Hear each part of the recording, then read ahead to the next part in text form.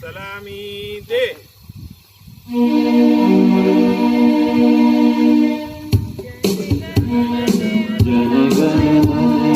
जनगण जय भारत माता विधाता, पंजाब सिंध गुजरात मराठा द्राविड़ उत्कल बंग, विंध्य हिमाचल यमुना गंगा उज्जल जलधि तरंग, तव शुभ नामे जागे, तव शुभ आशीष मांगे, गाहे तव जय गाथा। जनगण मंगलदायक जय हे भारत भाग्य विधाता, जय हे जय हे जय हे जय जय जय जय हे। भारत माता की जय। भारत माता की जय। वंदे मातरम। वंदे मातरम। झंडा ऊंचा रहे हमारा, झंडा ऊंचा रहे हमारा, सदा शक्ति बरसाने वाला, वीरों को बरसाने वाला,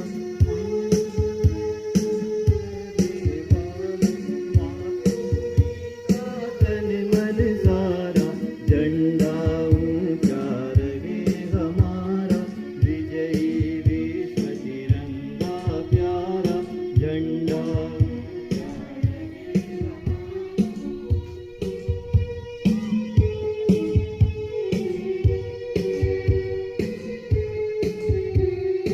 आओ प्यारे वीरों आओ, देश प्रेम पर बलि बलि जाओ, एक साथ सब मिलकर गाओ, प्यारा भारत देश हमारा, झंडा ऊंचा रहे हमारा, विजयी विश्व तिरंगा प्यारा, झंडा ऊंचा रहे हमारा।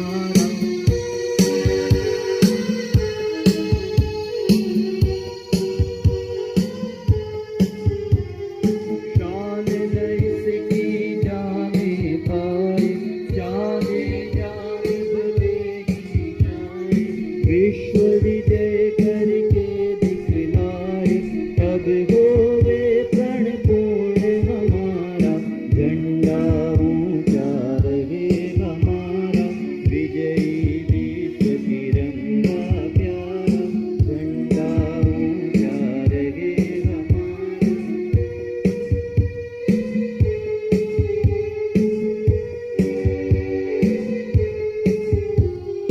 इस झंडे के नीचे निर्भय ले स्वराज हम अविचल निश्चय, बोलो भारत माता की जय, स्वतंत्रता ही ध्येय हमारा, झंडा ऊंचा रहे हमारा, विजयी विश्व तिरंगा प्यारा, झंडा ऊंचा रहे हमारा, विजयी विश्व तिरंगा प्यारा, झंडा ऊंचा रहे हमारा।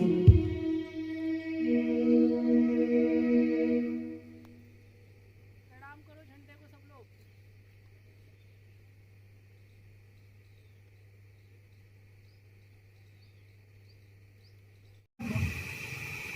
मैं श्रीमती शेफाली सिंह, प्रिंसिपल जवाहर नवोदय विद्यालय जिला नर्मदा, पूरे विद्यालय परिवार को आज 15 अगस्त 2021 को देश के आज़ाद हुए 74 वर्ष पूरे हो चुके हैं, उसकी बहुत बहुत शुभकामनाएं देती हूँ। आज पूरे विद्यालय परिवार के द्वारा देश की आज़ादी के अमृत महोत्सव के अंतर्गत देश की आज़ादी के 75 वर्ष आज़ादी स्वतंत्रता दिवस के रूप में इसको मना रहा है। विद्यालय परिवार आज यहाँ एकत्रित है, मैं पूरे विद्यालय परिवार को पुनः आज के इस पावन शुभ अवसर पर बहुत बहुत शुभकामनाएं और बधाई देते हुए दो शब्द ये कहना चाहती हूँ कि आज देश को आजाद हुए पूरे 74 इयर्स कंप्लीट हो गए हैं। नेक्स्ट ईयर यानी कि 2022 में हम आजादी के 75वें वर्ष में प्रवेश कर चुके होंगे और हमारा देश 75 वर्ष आजादी का मनाएगा। आजादी के अमृत महोत्सव के अंतर्गत देश को 75 वर्ष होने जा रहे हैं। ये 75 इयर्स किसी भी देश के लिए, मानव जीवन के या प्राणी जीवन के लिए बहुत ही महत्वपूर्ण होते हैं। 75 वर्ष को पूर्ण कर लेना, सफलता पूर्वक पूर्ण कर लेना और दिनों दिन रात चौगनी देश को उन्नति के शिखर पे पहुंचाते हुए लेके जाना, ये किसी भी देश के लिए बहुत ही गौरव की बात है। हम इस गौरव में शामिल हैं, हम इस गौरव के दौरान हैं। यह हमारी खुश नसीबी है, खुशकिस्मती है कि हम इस दौर से गुजरते हुए जा रहे हैं और अपने देश के प्रति, अपने देश के भावी नागरिकों को तैयार करने के लिए हम उसमें हमारा योगदान है। इसलिए शिक्षक जो भावी निर्माता होता है, जिसका भविष्य का निर्माण करता है, इस निर्माण की प्रक्रिया में यदि हम उतने वर्ष पूर्व पीछे जाएं, जब हमारा देश गुलाम था, तब भी हमारे देश में कुछ ऐसे शिक्षक, दार्शनिक, देश की आजादी के लिए अपनी जान को कुर्बान देने वाले बलिदानी और देश की आजादी को जान को निछावर कर देने के लिए एक कदम से भी आगे बढ़कर वो अपने देश के प्रति जो उनका प्रेम था, जो साहस था, जो बलिदान था, उसमें प्रत्येक व्यक्ति इस 75 वर्ष के अंतर्गत आते हैं। क्योंकि देश को आजादी इतनी आसानी से नहीं मिली है। देश को आजादी मिली है देश के लोगों का खून बहाकर, देश के लोगों ने अपना त्याग भरा जीवन जिया है। बहुत सी कठिनाइयों के दौर से वो गुजरे हैं, अपनों से वो बहुत वर्षों तक, बहुत लंबे समय तक दूर रहे हैं। मखमली चादरों या गद्दों में उन्होंने अपनी दिन या रात नहीं बिताई होगी, जंगलों और कांटों में और खुदरों जगहों पर उन्होंने सोकर अपने दिनों को बिताया होगा। वो देश को आजाद करने के लिए कई नदियां, कई पहाड़, कई पर्वत चढ़कर, समुद्र को पार करके एक स्थान से दूसरे स्थान गए होंगे। ऐसे बलिदान करने वाले लोगों के प्रति आज हम पूरी श्रद्धा सुमन उन्हें अर्पित करते हैं और देश की आजादी के इस 75वें वर्ष की ओर जो हम अग्रसर हो रहे हैं, हमने इसका नाम, हमारी भारत सरकार ने जो इसका नाम दिया है, आजादी का अमृत महोत्सव। आजादी का अमृत महोत्सव आरंभ होता है सन 1857 की उस क्रांति से, जिसे देश की आजादी की स्वतंत्रता का प्रथम बिगुल माना गया है। यह वह क्रांति थी जिसने देश के लोगों को झकझोर के रख दिया, अंग्रेजों के पांव को कमजोर किया और उनकी नींव को हिला के रख दी। क्रांति अपनी चरम सीमा पर कुछ इस प्रकार से थी कि अंग्रेजों ने उन सारे जितने भी वो क्रांतिकारी थे, उन क्रांतिकारियों के साथ में अच्छा व्यवहार नहीं किया, क्योंकि क्रांतिकारियों के दुस्साहस से, उनके जो साहस थे, उनका जो देश प्रेम था, उनकी जो निष्ठा थी, देश पे मर मिटने का जो उनका जाबाज कलेजा था, उनसे वो कांप गए, उनसे वो डर गए। ऐसे में उन क्रांतिकारियों को तुरंत उन्होंने अपने रास्ते से हटा दिया और जिन क्रांतिकारियों को बलिदान देना पड़ा, वो क्रांतिकारी बहुत युवा वर्ग थे, बहुत कम उम्र के थे। रानी लक्ष्मीबाई, चंद्रशेखर आजाद जैसे लोग जो बहुत ही कम उम्र में जिन्होंने अपनी जानें दी हैं। जिस समय हमारे देश में भगत सिंह, सुखदेव, राजगुरु हुए, वो बहुत कम उम्र के ही युवा थे। आप समझ सकते हैं कि युवाओं में कितनी ताकत होती है।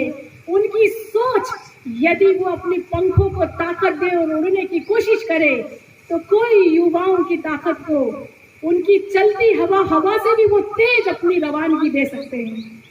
तो भारत के युवाओं, आपको ये प्रेरणा लेनी है कि जो देश हमारा आजाद हुआ था, और जिस देश की आजादी का हम जश्न बहारी मना रहे हैं, उस देश की आजादी में हमारे देश के लोगों का जो बूंद बूंद भी रक्त बहा है, हम उसके प्रति ऋणी हैं।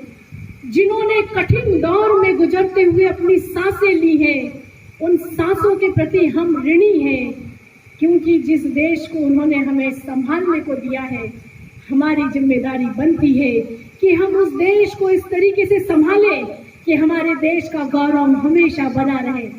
देश की उन्नति विज्ञान, गणित, तकनीकी क्षेत्र में, वो प्रौद्योगिक क्षेत्र में कितनी भी ऊंचाइयों पर वो जाए, पर भारत देश वह देश है जहां संस्कार और सभ्यता की आज भी पूजा होती है। मानव मूल्य, समानता, संप्रभुता, भाईचारा, बंधुत्व को आज भी अपनाया जाता है और उसे ही महत्व दिया जाता है। अतिथि देवो भवो, अतिथि का सत्कार ऐसे किया जाता है जैसे हमारे घर में कोई भगवान के चरण पड़ गए हो। तब हम इन भावनाओं से, हम इन मानव मूल्यों से और भी ज्यादा आगे बढ़कर अपने देश को और ऊंचाइयों पर ले जाने के लिए मेरे देश के युवाओं से, भावी पीढ़ी से, विद्यार्थियों से मैं यह आह्वान करती हूँ कि वो आगे आए और देश के प्रत्येक क्षेत्र में, प्रत्येक क्षेत्र के देश के चहुँ विकास में अपना कण कण भी यदि योगदान देते हैं तो देश कण कण से भी, बूंद बूंद से कहते हैं समुद्र भर जाता है। तो कण कण के सहयोग से ये देश हमेशा मजबूत बना रहेगा, सुदृढ़ रहेगा और विकास की ओर रहेगा। केवल भारत देश अपने आप में अकेला मजबूत बने तो देश मजबूत नहीं बनेगा, उसे वैश्वीकरण की ओर चलना होगा। विश्व में विश्व बंधुता की भावना को अपनाना होगा और विश्व की दौड़ के साथ में अपने आप को खड़ा करने के लिए सबको एक साथ आगे आना होगा। यदि हम इस भावना से आगे बढ़ेंगे कि एक अकेला अगर थक जाता है तो दूसरा उसका हाथ पकड़ ले, दूसरा उसका साथ दे दे, तो इस भावना से कहते हैं कि अकेला एक साथी से अगर एक और एक दो मिल जाते हैं तो वो 11 बन जाते हैं। तो इस प्रकार से बंधुता रखिए, एकता रखिए, हमारे इरादों में मजबूती रखिए, हमारे भावनाओं में शुद्धता रखिए, हमारे दृष्टिकोण में एक सम्यक दृष्टिकोण रखिए और अपनी वाणी को संतुलित रखिए। किस जगह पर किस प्रकार की वाणी का उपयोग करना है यह ज्ञात होना चाहिए, यह समझ होनी चाहिए। यही शिक्षा का सार है, हमारे देश की संस्कृति है, हमारी सभ्यता है। हमारी सभ्यता और हमारी संस्कृति विश्व के समस्त पृथ्वी के इस धरोहर पर सबसे ज्यादा मूल्यवान है।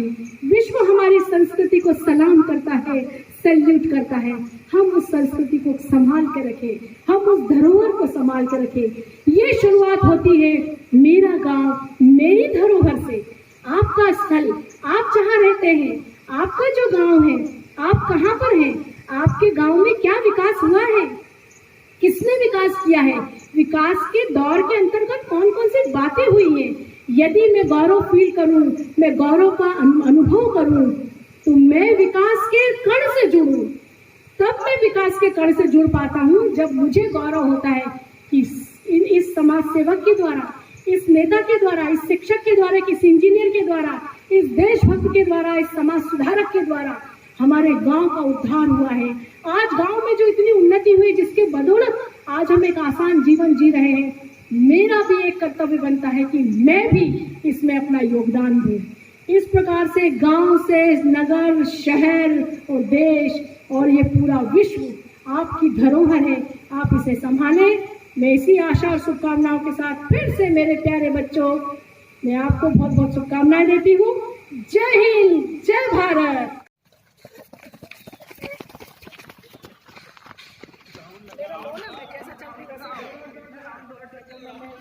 भाग ले रही हूँ मैं, हाँ ये जैसा भी गापची मारे